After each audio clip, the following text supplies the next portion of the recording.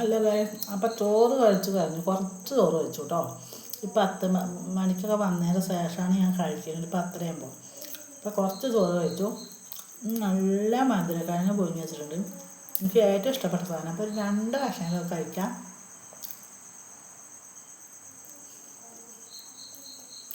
അടിപൊളി.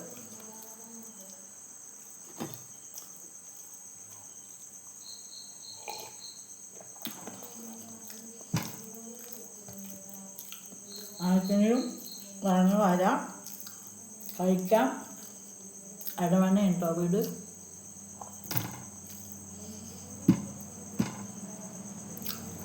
വരാന്ന് പറഞ്ഞിട്ട് ചേട്ടൻ വരാതിരിക്കരുതേ, വരാതിരുന്നാലോ ചേച്ചിൻ്റെ പരാതി തീരൂല.